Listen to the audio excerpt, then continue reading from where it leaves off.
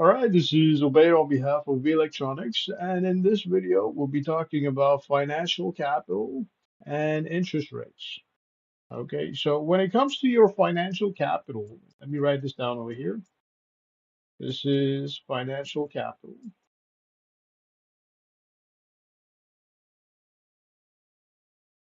Your financial capital is separate or different from the capital investments that firms, companies, and corporations make when it comes to their business. Okay, capital investments that directly impact aggregate demand and your GDP, gross domestic product. Okay, those capital investments may have to do with things like equipment, machinery, land, buildings, so on and so forth. However, when we talk about financial capital, we're simply talking about the borrowing and saving of money. Okay, so we're talking about money itself. Money, okay, in paper currency, which has nothing to do with assets. Okay, so paper, currency, or coins.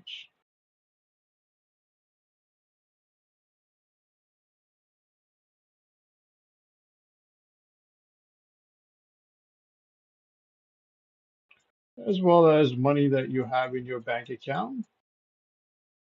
So this is digital. All right. So when it comes to financial capital, we're mainly talking about borrowing money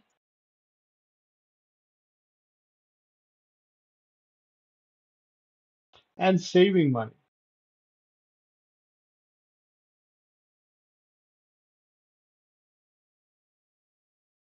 So for borrowing, you have products offered by banks, commercial banks, such as line of credit.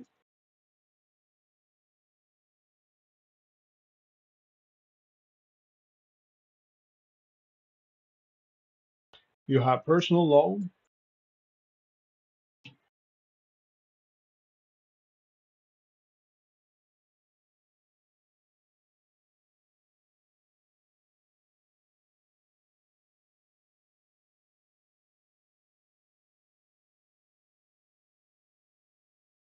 Okay, you have auto loan,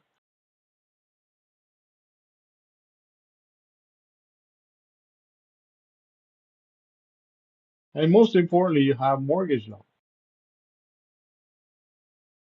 So this is mortgage.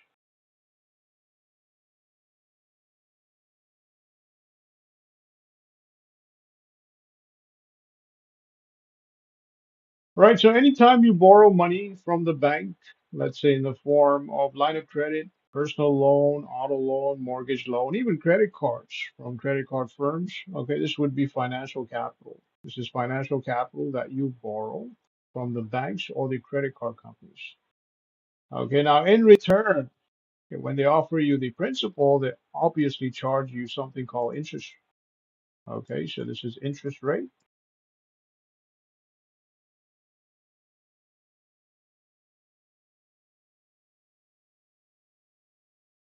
And the interest rate has to do with, okay, rate of return.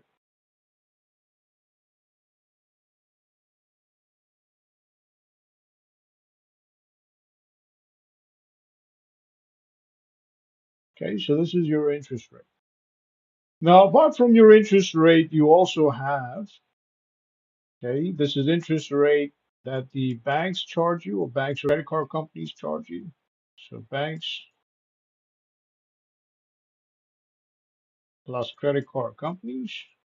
And obviously, the reason why they charge you this interest rate is to cover their operating expenses and make profit. Because why would they lend you money in the first place if they were to receive just the principal? Okay, so you have credit card companies.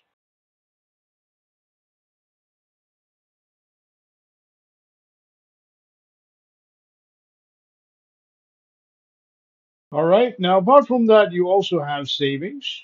Okay, so your saving account, for example, this could be your high interest savings account.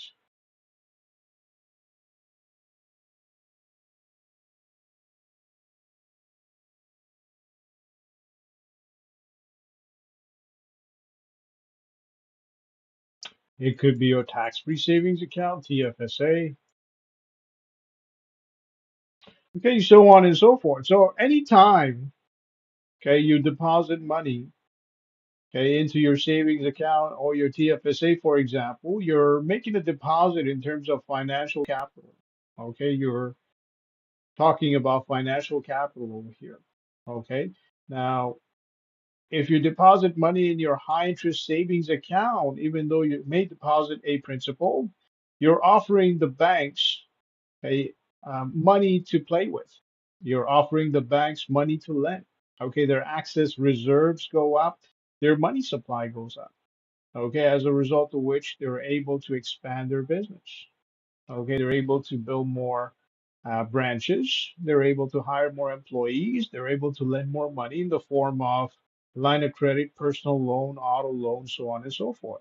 And because investors, whether domestic or foreign investors, invest money in a bank in the form of a savings account, the banks offer these investors a rate of return, okay, interest rate, okay, because obviously the investors invest in the savings account to make profit, okay, on their deposits, right? So investors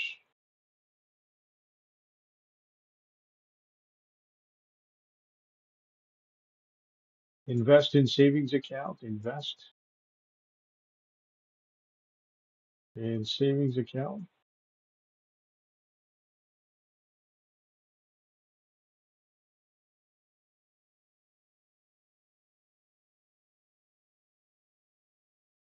to make profit.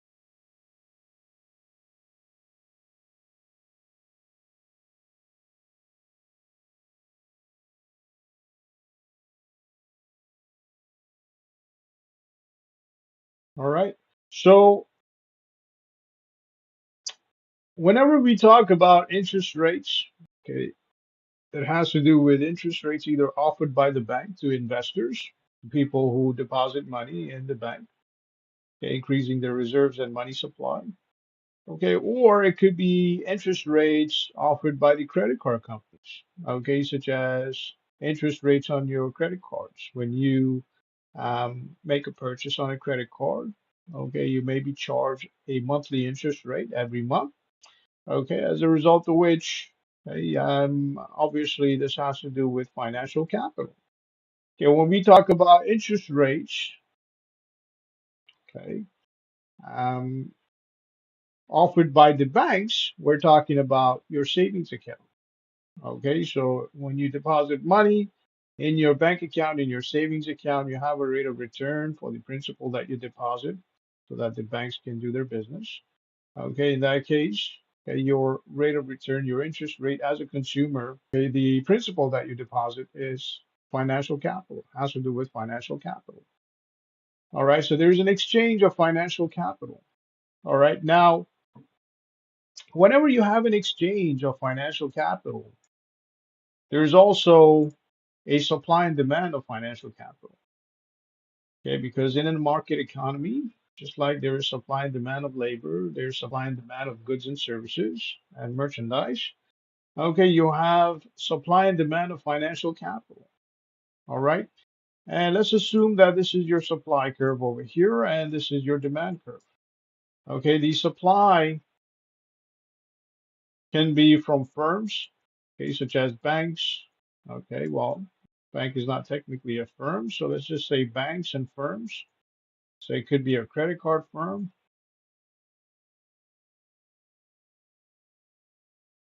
And the demand could be from, okay, your consumers, so households. So households, individuals, and businesses.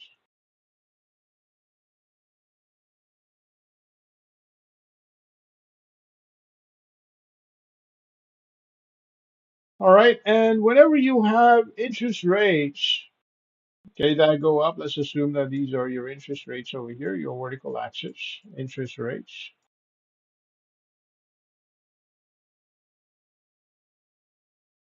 Okay. And let's assume that this is your money or financial capital.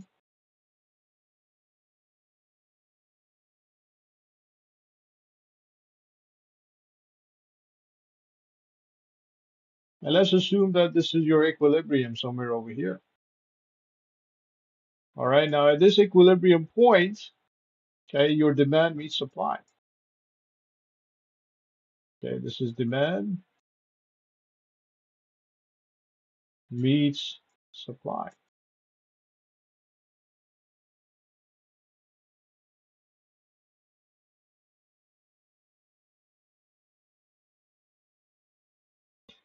All right, so this is where firms agree on the interest rate, okay, as well as the amount of financial capital supplied.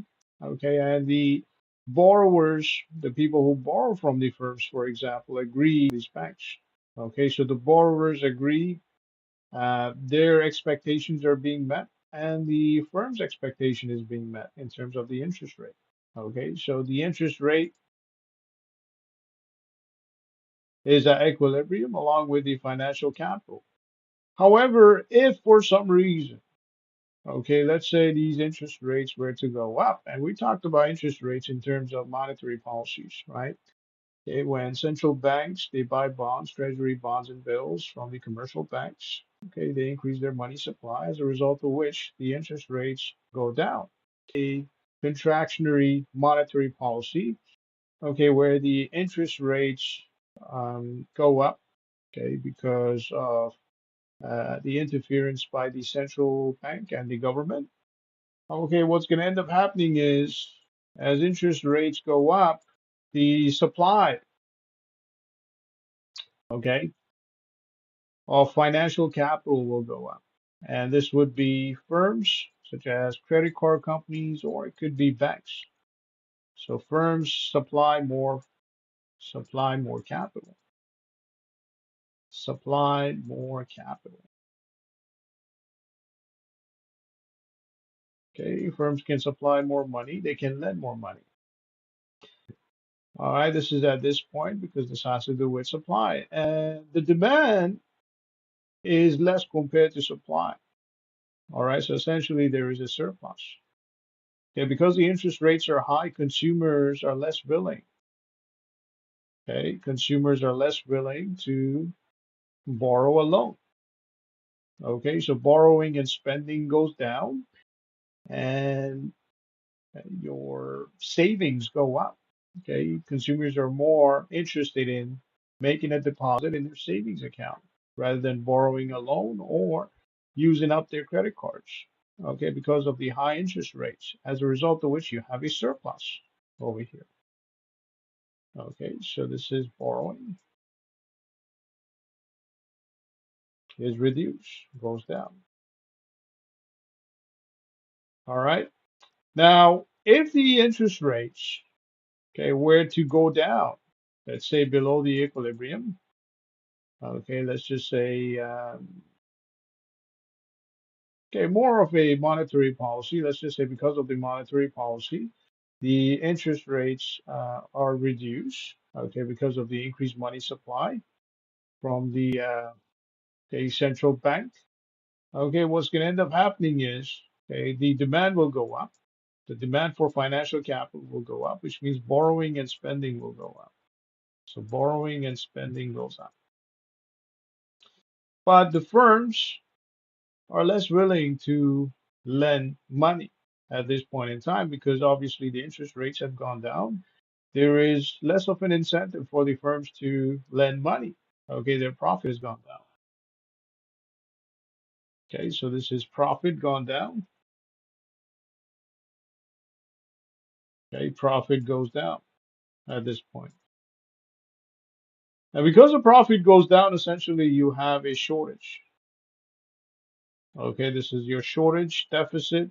Okay, in terms of demand and supply, there is excess demand, supply is low. Okay, as a result of which you have a shortage of supply. Okay, firms are less willing to lend money, and there are more people who need more money as far as borrowing is concerned. Okay, so this has to do with borrowing and lending of financial capital. Okay, on behalf of B Electronics, this is Obey. Have yourself a great day.